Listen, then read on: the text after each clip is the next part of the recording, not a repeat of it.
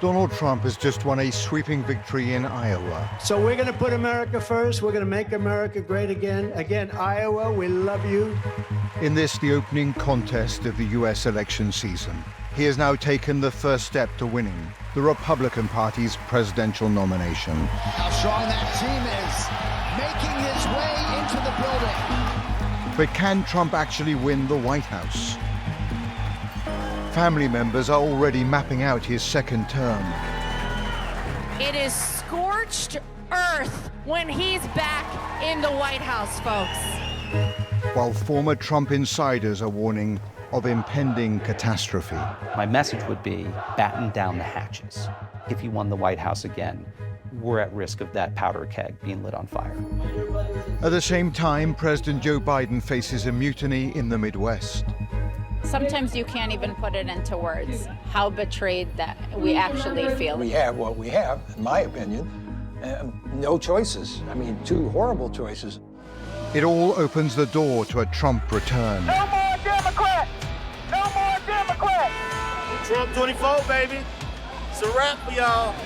Adding to the drama of this race, Donald Trump faces a legal hurricane.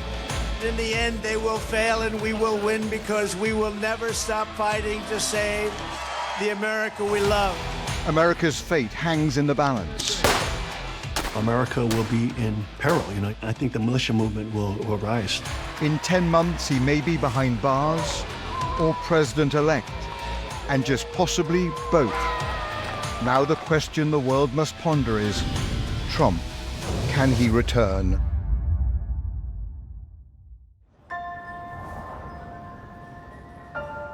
America is facing its most significant election since 1860.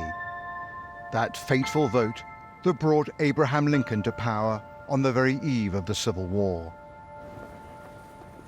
This year, Donald Trump enters the presidential race ahead in many of the polls, despite obstacles that would destroy any other candidate.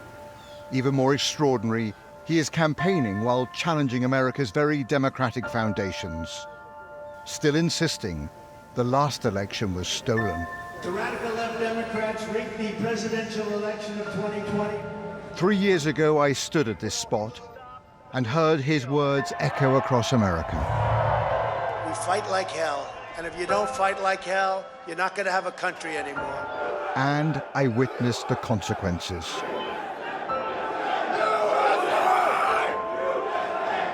Trump's political resilience, his domination of the Republican Party despite that insurrection, is perhaps the greatest riddle I have ever encountered.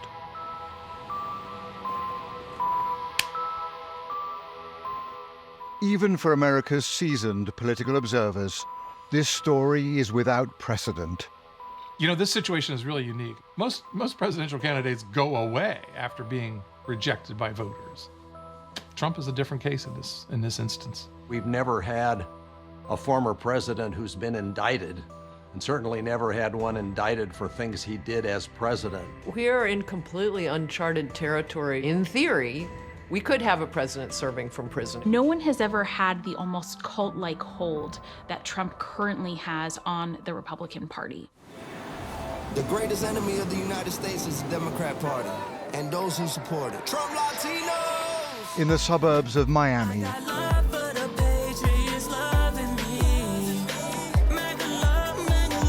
the Trump circus has arrived.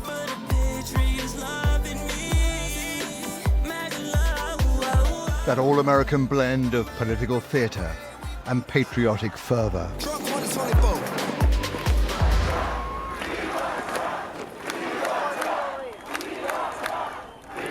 And at the heart of it is the great impresario. Please help me welcome everyone's favorite president, Donald J. Trump. The more his critics circle around him, the more defiant the show. His recent rallies have been dubbed the Retribution Tour. They're poisoning the blood of our country. That's what they've done. Featuring rhetoric that critics say draws on the very language of fascism. We will root out the radical left thugs that live like vermin within the confines of our country. I am your retribution. I am your retribution.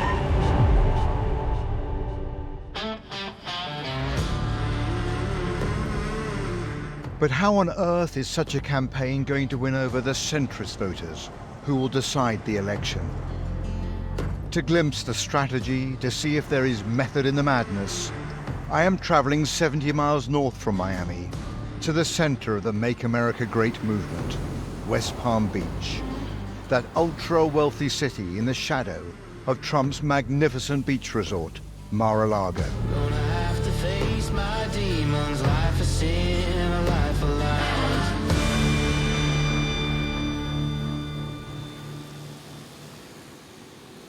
In this unremarkable airport hotel, I have been invited to witness one of America's most unlikely political events. It is known as walkaway, an attempt to persuade Democrats to walk away from their party and join the Trump train. And tonight, we're not going to be endorsing any candidates or anything. And if anyone does, they're going to be in trouble. Brandon Stracker is the face of the movement. I'm walking away. And I encourage all of you to do the same. A former actor turned pro-Trump social media influencer, he says minority voters in particular are craving for an alternative to a broken Democratic Party. We try to reach people and get them thinking for themselves and sort of, turn on a light bulb. My belief is that these communities are being used, they're being lied to, they're being manipulated, so I want to help get people thinking for themselves. But as speeches begin, it becomes clear this is in fact a room packed with Trump's ultra-loyalists. Big round of applause for everybody that put this together, and for yourselves for coming out, for helping the walkaway movement keep moving. And on stage, it is not exactly outreach to moderates. You have decided to stand up and say to hell with the bullshit and get out here and stand strong because we are Americans and we have walked away from the garbage. Am I right or wrong? Even the Trump family is here, railing once more against the elite.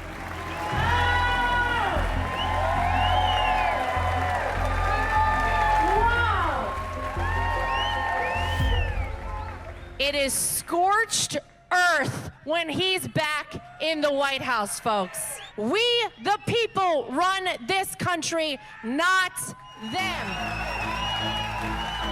And Rudy Giuliani, the former New York mayor, is here, waiting for showtime. How do I know when to stop? Just keep going. He faces racketeering charges, to which he has pleaded not guilty.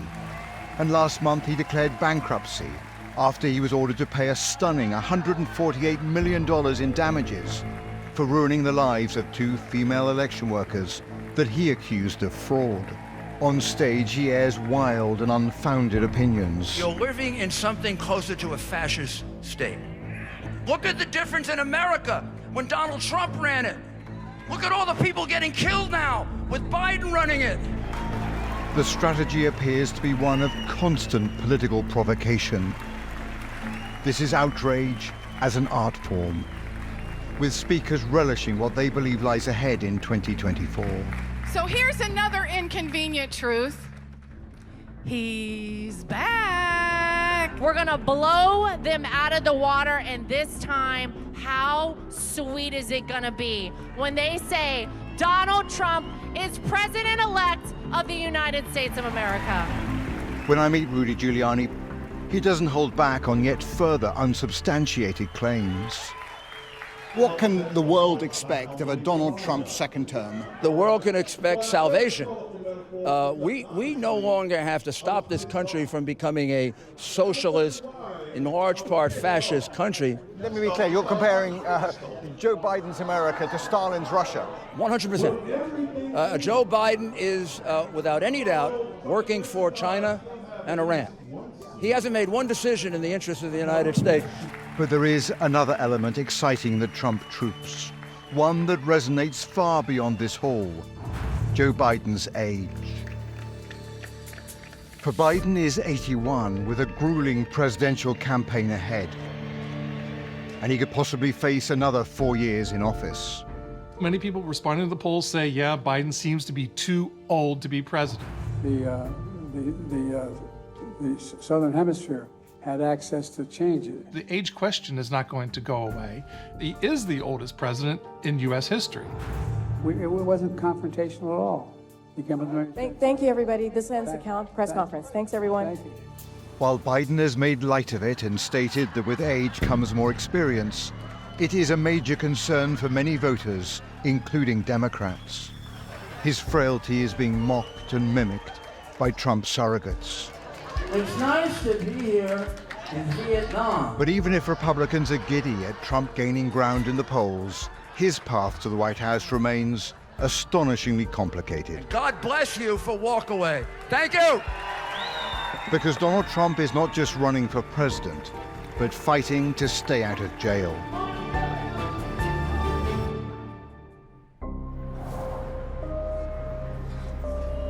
He faces 91 charges in 4 separate trials. They can't beat us at the ballot box, so they try and beat us through the law.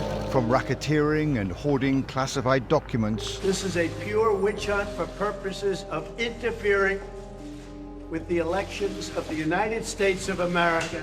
It's totally illegal.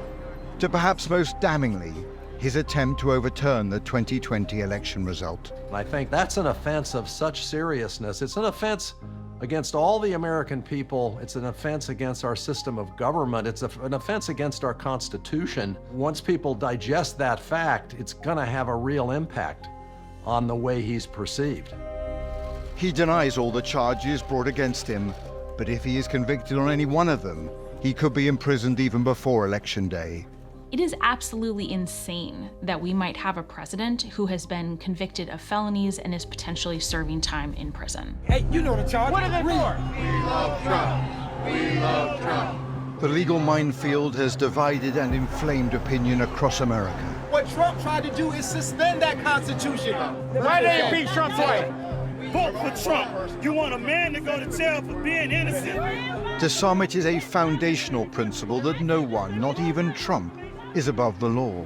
He's just somebody who's taken advantage of a group of people who are willing to follow him to their own demise. To others, Democrats have weaponized the justice system against their principal political opponent. This trial is bullshit because they trying to go after him for no reason. And they just trying to start trouble. Some states, including Maine and Colorado, have ruled that Trump's name should not even appear on the ballot in his battle for the nomination, saying it is a breach of the Constitution because of his role in the attempted insurrection on January the 6th. But these legal skirmishes are certain to end up here, at the US Supreme Court, where conservative justices are in a decisive majority. They will be issuing a decision, I think, quite rapidly that will determine whether Donald Trump can be on those ballots or not. But remarkably, at the heart of the chaos, Donald Trump is seeing these legal troubles as actually part of his comeback narrative. He wants the trials televised, and that infamous police mugshot has become, in Trump world, a badge of honor. And that audacious strategy appears to be working. Some polls showing that he has established the edge over Biden in many of the key states. In battleground states, Nevada, Arizona, Georgia, Michigan, Wisconsin, Pennsylvania, Trump seems to have a lead in most, if not all, of those states, and they likely will be the decisive states in 2024. The indictments have appeared to only boosted his popularity, at least among the Republican base. There seems to be a sense that he is being prosecuted for being a political candidate, that it is a witch hunt, to use his language. But a lot of voters have also suggested that they are waiting to form an opinion to see what the outcomes of the cases are.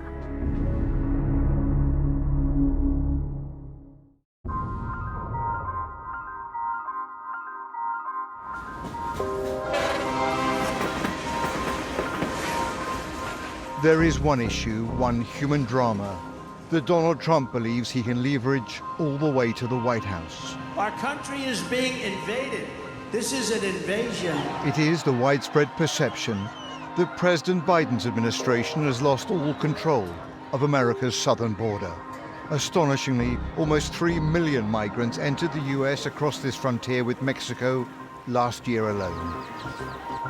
And this constant, desperate flow allows Donald Trump to claim that America faces not just a crisis, but a national security threat. drugs, criminals, gang members, and terrorists are pouring into our country. They're running wild in our Democrat-run cities. Republican states in the South are seeking to shift some of the burden to cities run by Democrats. So they are busing thousands north, bringing a border crisis into the Democratic Party's heartlands. In New York alone, an estimated 600 migrants every day are arriving in the city, seeking shelter. Trump has seized on those fears of unsafe or illegal immigration, of unsavory characters coming across the border, and he's made that a central part of his campaign this year. And we will begin the largest domestic deportation operation in American history. Biden's administration says, no, that's not true. It's the border is closed. Well, that seems to be gaslighting. What do we expect to do? Believe you or our own lying eyes? And that is another problem for Joe Biden and his reelection.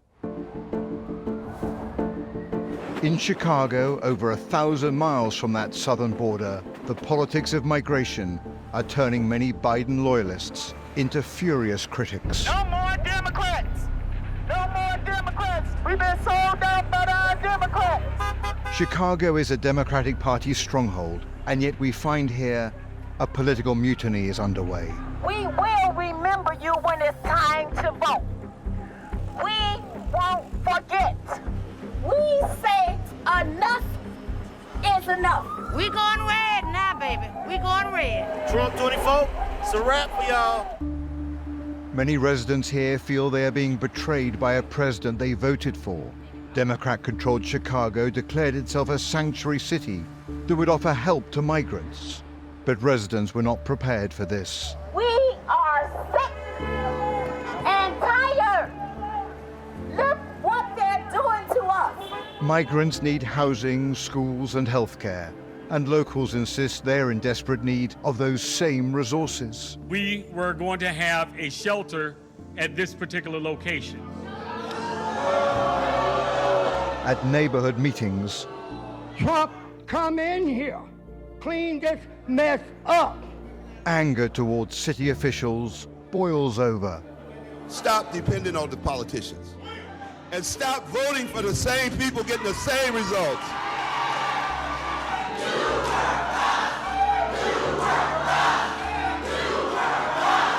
Plans for this migrant camp have since been put on hold owing to community opposition. It seems that Biden's policies have succeeded only in creating division between many voters here and the new arrivals.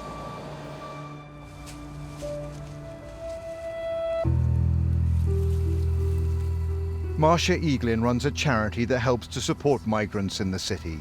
She is torn on the issue, as she believes sanctuary is a fundamental American value. I bring stuff down in warm blankets and I drop it by places where I know people are living and they're cold. Okay, I'm gonna look. What is the number? It made me cry.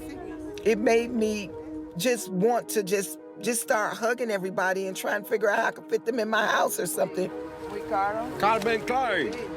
I don't want to blast my state. I don't want to blast my city. I don't want to even blast my country. What I'm saying is what you're doing is not working. And I ask myself all the time, who in the heck are they talking to, helping to make these decisions? But as a community leader here, Marcia hears all the time the frustrations of her fellow residents. My city dollars that's being taken and funded to create this for them. What about us? Refund us some of our city tax dollars that we paid so that we can fix up our homes. It is abundantly clear that President Biden can no longer take the African American vote for granted.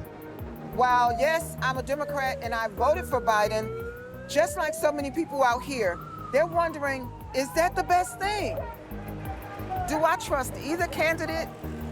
At this time, I don't. I'm going to be watching this carefully, and they will have to earn my vote. I, Joseph Robinette Biden Jr., do solemnly swear. In 2020, Biden won 92% of the black vote. Now some polls indicate that support has fallen sharply, and up to a quarter of African Americans in key states may vote for Donald Trump, a startling shift. It is significant that the black vote is fracturing in a way that we haven't seen in recent elections. And it is going to force candidates, especially Democratic candidates, to think about who they're speaking to, which votes they need to cultivate, and how they might need to shift their strategies. Many people, African Americans and others, do not like what they see. They don't see much in a way that has been beneficial to helping themselves. Plus, there's some indication that Trump's aggressive approach to issues tends to resonate with some blocks of voters.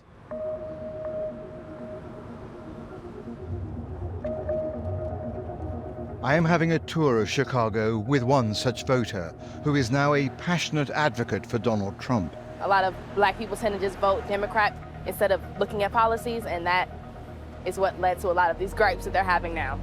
24-year-old Zakia is a first-time voter here. She lives near to one of the many migrant camps that are spread out across the city. Trump would say this looks like a third world country, and honestly, I believe it does. Now a pro-Trump social media influencer, she is utterly disillusioned with President Biden. You feel like these scenes that we're witnessing here in Chicago, would at least be addressed if Donald Trump was president? Absolutely, absolutely. Donald Trump said years ago that he was going to build a wall around this country to secure the border, and that seems like the thing that's being ignored by a lot of our politicians. He has the answers, and I'm sure people would be much happier at the city hall meetings if Trump was in office. I think this country is doomed. You're saying doomed? I think that we have a senile president who isn't concerned about the needs of the citizens and is doing everything he can to destroy the country, honestly. Zakia has given up not just on Biden, but on Chicago. Soon she is moving to Texas, a Republican state that she says aligns more closely with her very conservative worldview. You've had it with Democrats. Absolutely, yeah, I'm finished. I just got of age to vote, honestly, within the last 5 years, and I've already realized that the way that this city is headed is not going to be beneficial for anybody.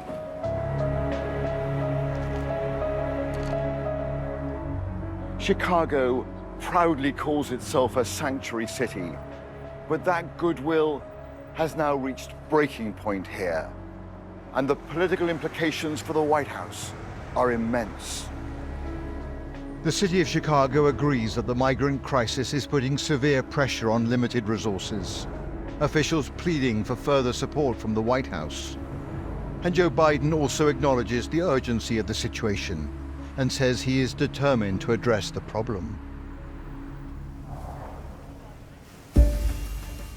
But if some in the Democratic Party strongholds are turning to Trump, others, including some Republicans who know the former president best, are warning that a second Trump term would be fatal for the republic.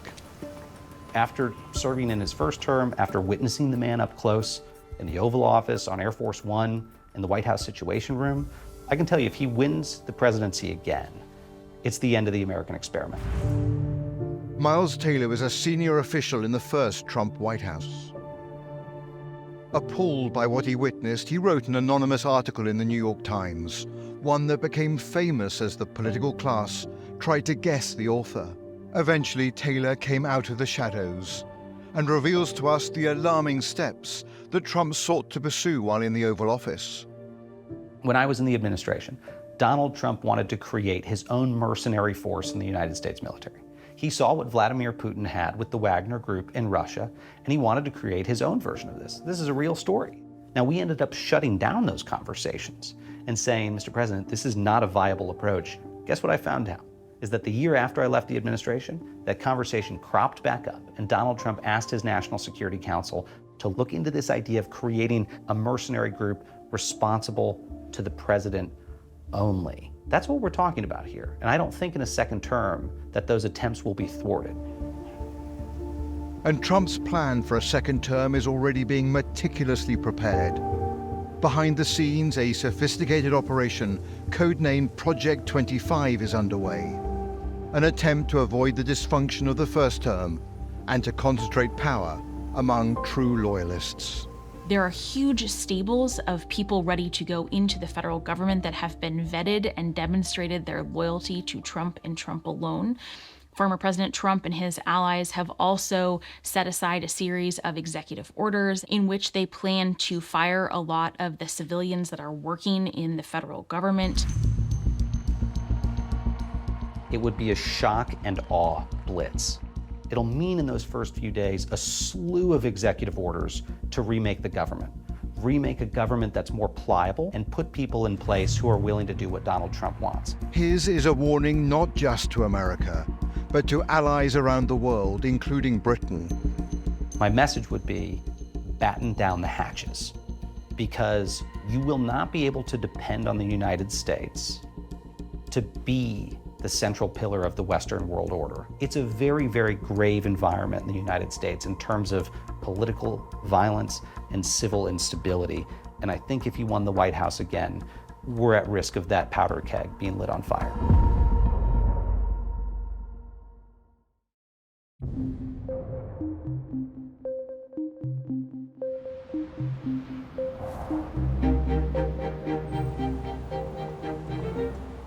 American elections are decided in the heartland, in Midwestern states like Michigan.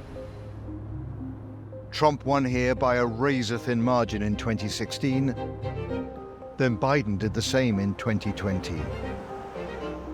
And with partisan voters already committed, much of this year's campaign will focus on undecided, centrist, and independent voters. Hi everybody.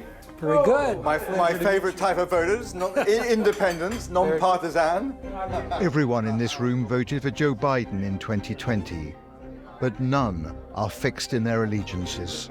The importance of independent voters in the 2024 election is paramount, because typically a candidate for president cannot win just based on the support of his party or her party. They need to get non-affiliated, independent voters.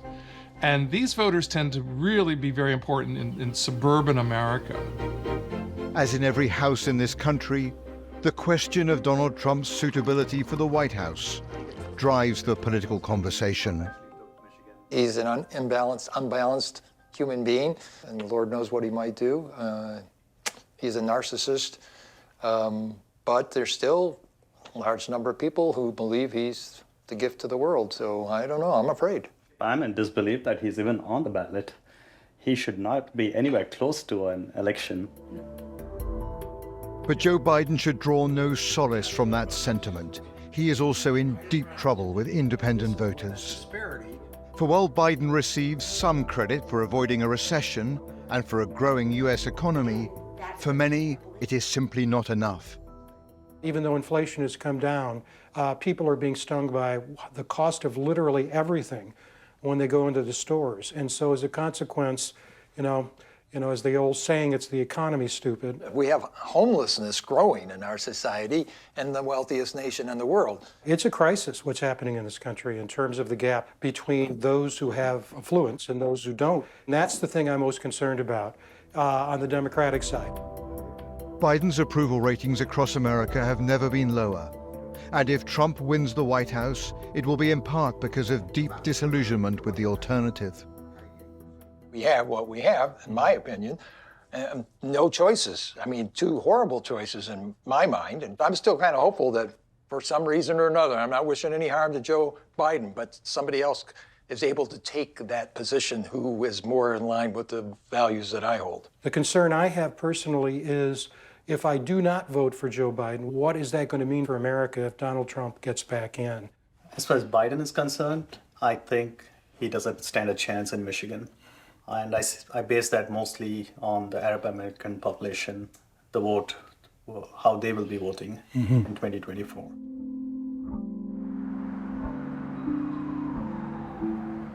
That Arab American vote is vitally important. Michigan is a swing state with a large Muslim population. In 2020, nearly 70% of Muslim Americans voted Democrat. In Detroit, attending a vigil for peace amid the Gaza war, I want to find out if Joe Biden can still count once more on these critical voters.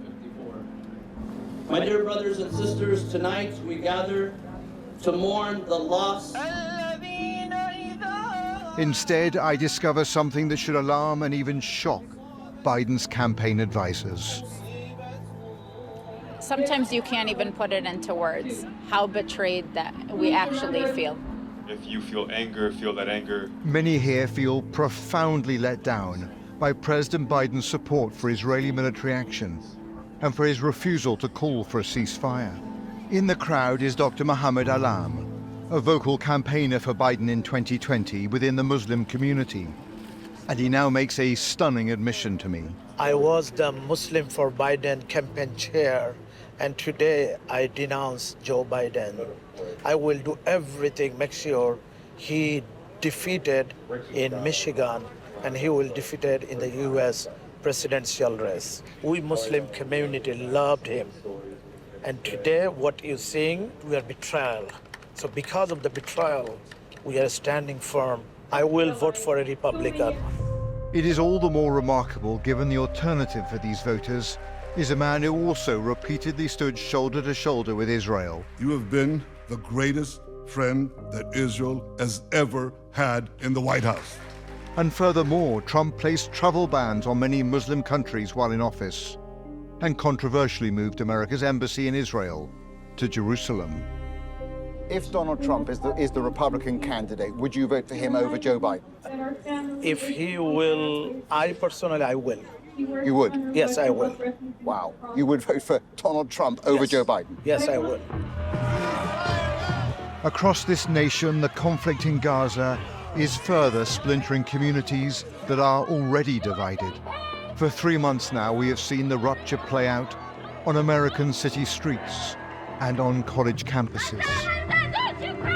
A young generation, those progressives forged in the heat of the Black Lives Matter protests, are turning on a Democratic president. Back in Detroit, for the first time in my reporting from a liberal stronghold, left-leaning voters are literally queuing up, asking to be interviewed so they can castigate Joe Biden. Can you imagine voting for Joe Biden in 2024? Never. Never. Never. I don't understand what kind of human being he is. I don't. What's unfolding in front of us proves to us that we are dispensable to our politicians, and we're here to let them know that just as we have become dispensable to them, our vote for them has also become dispensable. If anything should frighten Biden, it is this: a young generation, impassioned and galvanized, viewing the Democratic Party with disdain. Independent voters, as well as progressives, as well as minorities, as well as young people. The glue in 2020 was Donald Trump for Joe Biden in his election. The fear of Donald Trump. Now, given that the election is going to be a referendum on Biden, it's hard to see that that glue can really be brought back into place and to really hold that coalition together. Stunned by the anger for Biden in Detroit, I travel elsewhere in the Midwest to meet an old friend. When I first came to Youngstown in Ohio, in the months before the fateful 2016 election, it was here that for the first time I truly realized that Trump's message was resonating deeply with working people. Gino DeFabio was my guide back then, the man I called the canary in the coal mine. He told me then, against the conventional wisdom, that Trump would win. I talked to a lot of people, union guys, people who would never, ever say they would vote for a Republican, ever. And they're all in. And I really believe it'll be earth-shattering for some people, but I see it come. I see that coming now. Gino, how are you? Hey, Robert. Every 4 years. Good to see you again, bud. Good to see you too. How's Youngstown? How's Ohio? We're still standing. Right. Today, Gino is once again clear that Donald Trump is heading for the White House, that the cost of living in Youngstown and across America will ensure a Biden defeat. So, Gino, you kind of read the political weather here better than anybody I know. What's the feeling about Biden's America right now? We're not in a good place. We really are. We really are not in a good place as a country. For 4 years, we weren't ignored under President Trump. I mean, real wages went up. They did. Jobs were coming back, factories were being built, interest rates were low, unemployment was low, everything was going well. It seems now that President Biden's been there a couple of years, I've struggled to go to the grocery store. I have a son, he's struggling to buy a house because of the interest rates. You can't ignore inflation. And I lay that all on the policies of this president. Although elements of the US economy have improved under Biden, many Americans say they do not feel it in their wallets. Unemployment rates have dropped below 4% in the United States, but, you know, a lot of people don't feel that they're really prospering in their jobs. The court cases, the 91 criminal charges, I mean, do you not find them kind of disturbing? Doesn't it give you second thoughts about Donald Trump? You know, I don't care. I don't care. I don't believe any of this is real, what they're doing to him. In my mind, it won't be a convicted felon or a convicted ex-con being the president. It'll be somebody they try to persecute, and he'll be a hero of the people again. Gino's parting words echo the past. I think President Trump's going to win the election. I really do. Because he really was the only one looking out for us. And I heard his message, and I believed him. He said it in a way that I believed him. And I believed him in 2016, and I believed him in 2020, and I still believe him today, seeing what the other side offers. The momentum he's gaining across the country, I think President Trump's going to win again. The polls in recent months have told us that things are looking pretty grim for Joe Biden's re-election, as things stand now. But polls have a way of being subject to change, and we've seen this happen in presidential elections in the past. So, although they look grim now, they are not necessarily predictive of what's going to happen in November 2024.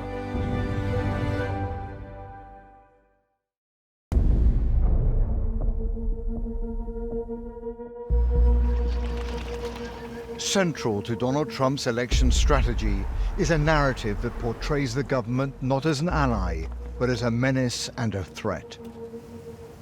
For years, he has promoted the idea of a deep state, the belief that a cabal of liberal forces in Washington is seeking ever more power at the expense of freedoms cherished by ordinary Americans. We will demolish the deep state. We've never seen a presidential candidate embrace conspiracies and conspiratorial thinking in the same way that President Trump has done. He has made a central part of his agenda the concept of a deep state, the fact that people are out to get him, that there is a witch hunt. After the 2020 presidential vote, that concept of a deep state fueled the unfounded claims of a stolen election. Either the deep state destroys America, or we destroy the deep state. Now, for this election, there is an even more provocative narrative being pushed by those in Trump's orbit, one they hope can carry them to victory. It paints America as a police state, which has the benefit of allowing Trump to project himself not as a criminal defendant, but as a victim. So without further ado, enjoy Police State.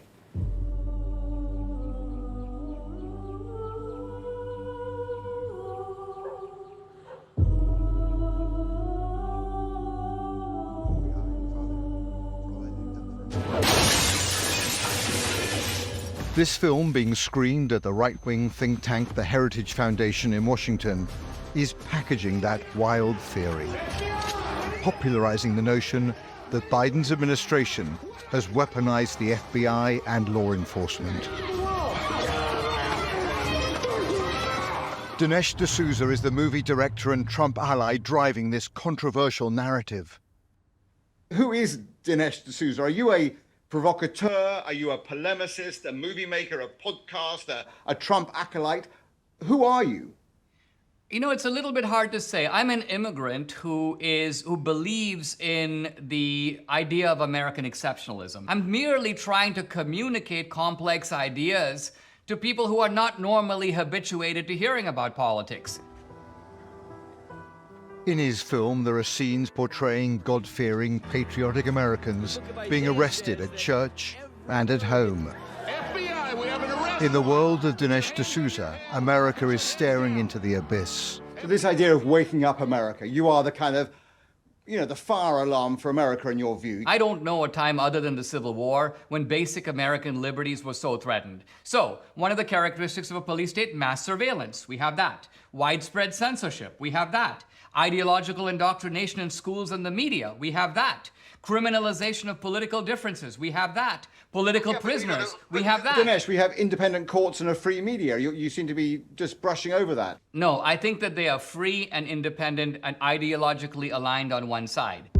These unsubstantiated narratives have also reached deep within the Republican Party, including with Trump-supporting lawmakers. Critics will say this movie and your views fuel conspiracy theory. Oh, go ahead and say whatever you want. The biggest threat to America and the American people are the dishonest media. What I do know is that these federal agencies have been turned on the very people they're supposed to serve, the American citizen. Joe Biden has weaponized those agencies to go after the American people. These accusations by D'Souza and Trump are coursing into the mainstream of American politics. But academics and independent observers say such claims are extreme and without substantial merit. President Trump has demonstrated a real disregard for the truth and for facts, and continues to put forth every conspiracy that is useful to him. All of this has allowed Trump to try and discredit the numerous legal cases against him. And it's no coincidence that the deep state is coming after me even harder. I have seen for myself what happens when wild narratives gain traction. Stop the steal! Stop the steal! Stop the steal! Stop the steal! The attempted insurrection 3 years ago was propelled by unfounded stolen election claims. And I've witnessed how conspiracies have prompted militia groups to march down American streets. You're heavily armed and on the streets of an American city. I wondered who you are. Not giving it out. Which militia? Not giving it out. Fearing a repeat of January the 6th, I have come to see how some Trump supporters, those heavily armed and with strong faith, are preparing not to initiate violence, but to be ready for societal breakdown if Joe Biden wins in November.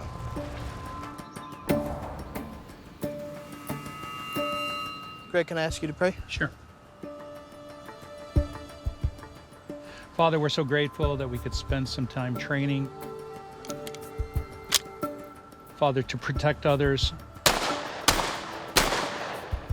to protect our nation. In the name of our Lord Jesus Christ, amen. Amen. The Rod of Iron Church is a Christian evangelical group where guns and God are weaved into a fiercely pro-Trump and anti-government view of the world. Hey, Pastor Sean, how are you? Hey, Robert. Good. Nice to see you. Thank you for letting me into your compound. Pastor Sean is the leader of this congregation, where the AR-15 assault rifle is seen as a divine instrument for defending God-given freedoms. What does Rod of Iron mean? It means the modern-day sword or the modern-day musket. It's more important for the citizens to have these weapons Yes. than the government. 100%. That authority comes from God, and that ability to defend yourself, family, and your country from tyrants, including a runaway government that has become tyrannical, that is God's greatest gift to humanity, to preserve freedom and liberty for all. It is immediately clear where political loyalties lie. I need one more indictment to ensure my election. One more indictment to ensure my election? Probably a couple more, but the more they indict him, I think the more popular he's going to become. He's going to become more legendary. I mean, he's going to become more. I can't compute that. You're saying the gonna be more a he's star. charged. More a star, yeah, more of a star, because he's being charged unjustly. I think it's galvanized everybody, and a lot of folks from different communities now are moving towards Trump, and the support has become greater because of the kind of draconian tactics that the left has done under Biden. Look at what they're doing. Look at how hard they're coming after him. 4 different indictments, RICO charges. In weekly sermons that air on the church's conservative social media channels, When you ask them now, the polls, does the country feel galvanized, divided? Yes. Everybody says, yeah, it feels divided. Pastor Sean talks of Trump's alleged persecution. They were trying to take him off the ballots, saying he's an insurrectionist. Like many fringe groups in America, members here are preparing for worst-case scenarios. A recent poll found that 85% of Americans are worried about escalating political violence. If Joe Biden is re-elected, what does that mean for America? I think it means that, America will be in peril. That will be a tragic beginning of a sharp, quick decline of the world falling into tyranny. If Trump loses in November and there is a narrative on the right that the election has been stolen, what happens then, Pastor Sean? I think the militia movement will rise. Counties will build official militias.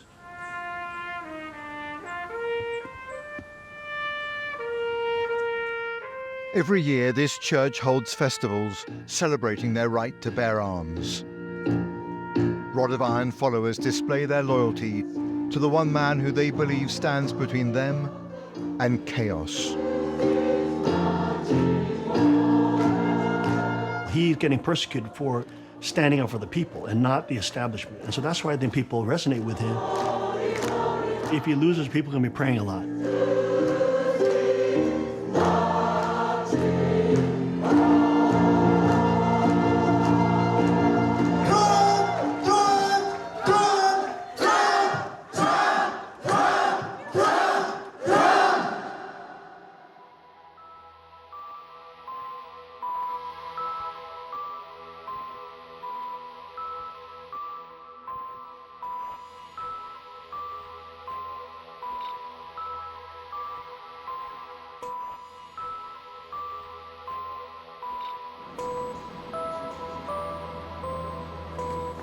In this dramatic election year, Americans are bracing for a bitter political fight in which the Republic itself may be at stake.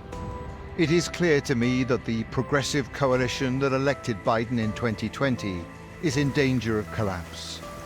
Trump is seeing his criminal trials as a political gift, believing it underpins his image as a rebel and a martyr. Much remains unclear. How will Americans react to a presidential candidate on trial, perhaps convicted and jailed? Does that turn opinion against him, or further his argument?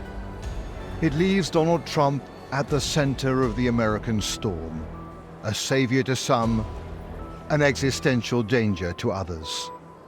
This country now faces a profound reckoning.